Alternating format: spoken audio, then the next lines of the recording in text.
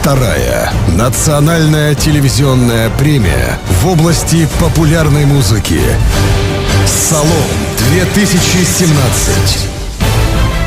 Вручение музыкальных премий звездам таджикской эстрады. В номинации «Лучшая национальная песня» представлены Гулибджон Юсупов,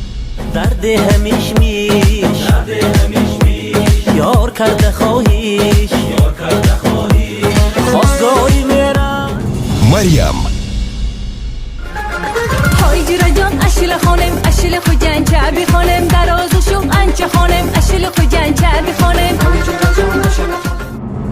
Гуласал Пулодова,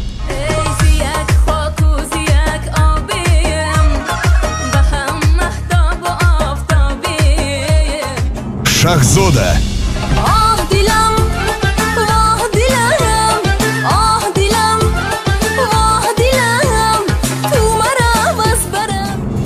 Нозими Юсуфзод, از دستی تو یک پیاله چای می نوشم ای هلاله از دستی تو یک پیاله چای می نوشم Сироджидин Худой Мирганов, روی تو از مثالی انار حسنی رو خط مثلی نوبهار روی تو از مثالی انار Толибджон Исмаилов, هوا داره برگی صفه داره هوا داره برگی صفه داره هوا داره Шавкат Миршарипов, نازی آشنایی از او می نمایی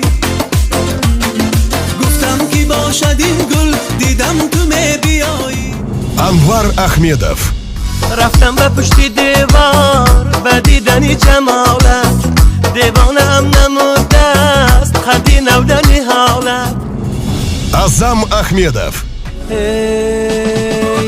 عاشق شدم به تو پریزاد حسنی تو زیبا و خدا داد Ильёс Очилов, شخص تو نخواهی دلی منی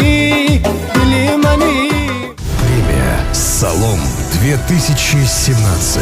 Голосуй на сайте www.salomtv.com. Смотри подробности в эфире Салом ТВ и слушай в эфире радио Салом.